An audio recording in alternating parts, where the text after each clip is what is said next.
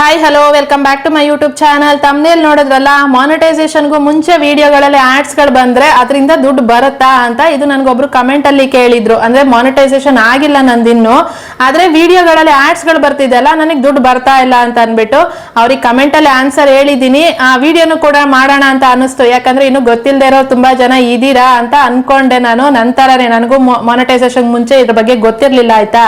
ಹಾಗಾಗಿ ವಿಡಿಯೋ ಮಾಡೋಣ ಅಂತ ಅನ್ಕೊಂಡೆ. ವಿಡಿಯೋನ ಕಂಪ್ಲೀಟ್ ಆಗಿ ನೋಡಿ ಎಕ್ಸ್ಪ್ಲೇನ್ ಮಾಡಿ ಹೇಳ್ತೀನಿ ಕ್ಲಿಯರ್ ಆಗಿ.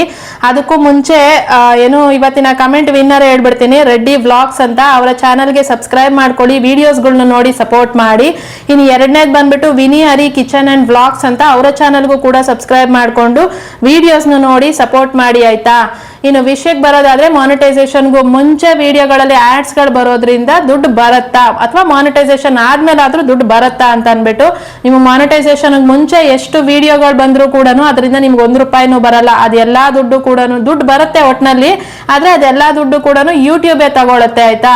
ನಿಮಗೆ ಯಾವಾಗ ಮಾನಿಟೈಸೇಷನ್ ಆಗತ್ತೆ, ಮಾನಿಟೈಸೇಷನ್ ಆಗಿದ್ದ ನೆಕ್ಸ್ಟ್ ನೀವ್ ಏನ್ ವಿಡಿಯೋಗಳನ್ನ ಹಾಕ್ತೀರಾ ಅವಾಗ ನಿಮ್ಗೆ ಅರ್ನಿಂಗ್ ಸ್ಟಾರ್ಟ್ ಆಗತ್ತೆ. ಅಲ್ಲಿಂದ ಎಷ್ಟು ಆಡ್ಗಳು ಬರುತ್ತೆ ಅದರಿಂದ ನಿಮ್ಗೆ ದುಡ್ಡು ಬರುತ್ತೆ.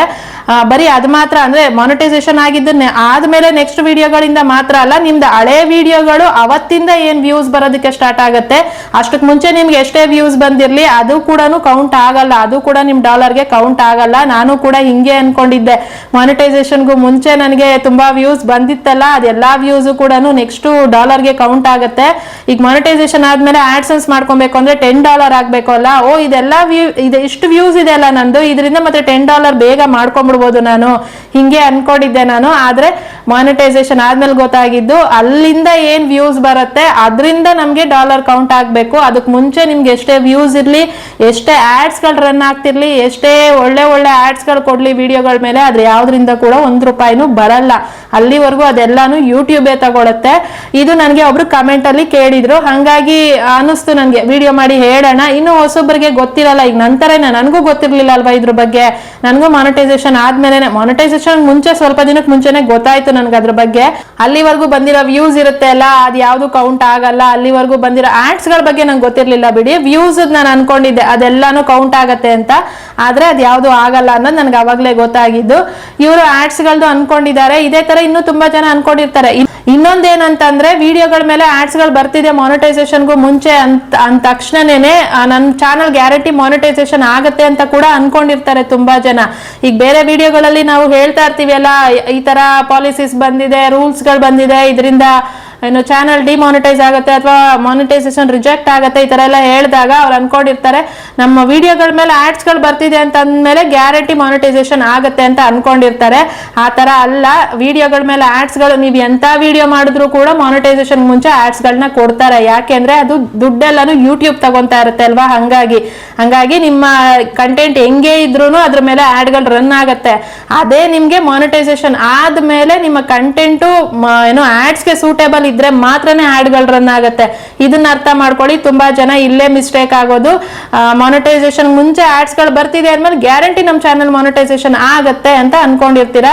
ಮಾನಿಟೈಸೇಷನ್ ಗೆ ಅಪ್ಲೈ ಮಾಡಿದಾಗ ನೀವೇನು ನಿಮ್ಮ ಚಾನಲ್ ಏನು ರಿವ್ಯೂಗೆ ಹೋಗುತ್ತೆ ಅಲ್ವಾ, ಆವಾಗ್ಲೇ ಅದು ಏನು ಮಾನಿಟೈಸೇಷನ್ ಗೆ ಓಕೆನಾ ಇಲ್ವಾ ಅಂತ ಗೊತ್ತಾಗೋದು ಅವಾಗ್ಲೇನೆ. ಯಾವಾಗ ನಿಮ್ದು ಓಕೆ ಆಗಿ ಅಪ್ರೂವ್ ಆಗಿ ಬರುತ್ತೆ ಅಲ್ವಾ, ಅದಾದ್ಮೇಲೆ ನಿಮ್ಗೆ ಏನು ಆಡ್ಸ್ ಗಳು ಬರುತ್ತೆ, ಅದಾದ್ಮೇಲೆ ನಿಮ್ಮ ವಿಡಿಯೋಗಳಿಗೆ ಯಾವ ತರ ಆಡ್ ಗಳನ್ನ ಕೊಡ್ಬೇಕು ಅಂತ ಡಿಸೈಡ್ ಮಾಡೋದು ಯೂಟ್ಯೂಬ್. ಅಲ್ಲಿ ತನಕ ಯೂಟ್ಯೂಬ್ ನಿಮ್ಮ ವಿಡಿಯೋಗಳ ಮೇಲೆ ಯಾವುದೇ ತಲೆ ಕೆಡಿಸ್ಕೊಳ್ಳಲ್ಲ. ಅದು ಎಂತ ಕಂಟೆಂಟ್ ಆದ್ರೂ ತಲೆ ಕೆಡಿಸ್ಕೊಳ್ಳಲ್ಲ. ಮಾನಿಟೈಸೇಷನ್ ಯಾವಾಗ ಹೋಗುತ್ತೆ ಆವಾಗ್ಲೇ ಅವ್ರು ಕರೆಕ್ಟ್ ಆಗಿ ರಿವ್ಯೂ ಮಾಡೋದು ನಿಮ್ಮ ಚಾನಲ್ನ.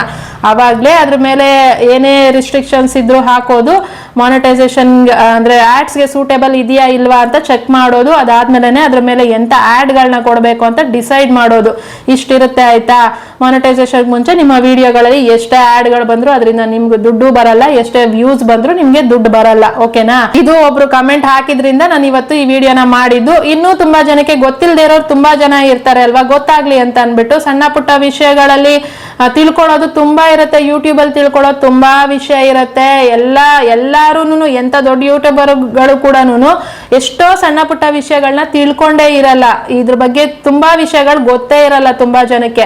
ಯಾಕೆಂದ್ರೆ ಕೆಲವ್ರದಂತೂ ಚಾನಲ್ ಏನು ವಿಡಿಯೋ ಹಾಕ್ತಿದ್ದಂಗೆ ಕೆಲವ್ರದ್ದು ವೈರಲ್ ಹೋಗುತ್ತೆ, ಏನು ಕ್ರೈಟೇರಿಯಾ ಕಂಪ್ಲೀಟ್ ಆಗ್ಬಿಡುತ್ತೆ, ಮಾನಿಟೈಸೇಷನ್ ಆಗ್ಬಿಡುತ್ತೆ. ಇದೆಲ್ಲ ಆಗ್ಬಿಡುತ್ತೆ. ಹಂಗಿದ್ದಾಗ ತುಂಬಾ ಜನಕ್ಕೆ ಸಣ್ಣ ಪುಟ್ಟ ವಿಷಯಗಳ ಬಗ್ಗೆ ಗೊತ್ತೇ ಇರಲ್ಲ, ಬೇಗ ಬೇಗ ಮಾನಿಟೈಸೇಷನ್ ಮಾಡ್ಕೊಂತಾರೆ, ಬೇಗ ಬೇಗ ಅರ್ನಿಂಗ್ ನ ಸ್ಟಾರ್ಟ್ ಮಾಡ್ಕೊಂತಾರೆ. ಈ ಆಡ್ಸ್ ಗಳದೆಲ್ಲ ಮುಂಚೆ ಹೆಂಗಿತ್ತು ಅಂತಂದ್ರೆ ಯೂಟ್ಯೂಬ್ ಶುರುವಾದಾಗ ಏನ್ ಚಾನಲ್ ಗಳನ್ನ ಸ್ಟಾರ್ಟ್ ಮಾಡ್ಕೊಂಡಿದ್ರು ಅವಾಗ ಯಾವ್ದೇ ಕ್ರೈಟೇರಿಯಾ ಇರ್ಲಿಲ್ಲ. ಏನು 1000 ಸಬ್ಸ್ಕ್ರೈಬ್ ಆಗ್ಬೇಕು, 4000 ವಾಚ್ ಅವರ್ಸ್ ಆಗ್ಬೇಕು, ಅವಾಗ್ಲೇ ಮಾನಿಟೈಸೇಷನ್ ಆಗುತ್ತೆ, ಇದು ಯಾವ್ದು ಇರ್ಲಿಲ್ಲ. 10,000 ವ್ಯೂಸ್ ಬಂತ ನಿಮ್ಮ ವಿಡಿಯೋಗೆ, ಆಯ್ತು ಅಲ್ಲಿಂದ ಮಾನಿಟೈಸೇಷನ್ ಆದಂಗೆನೇನೆ.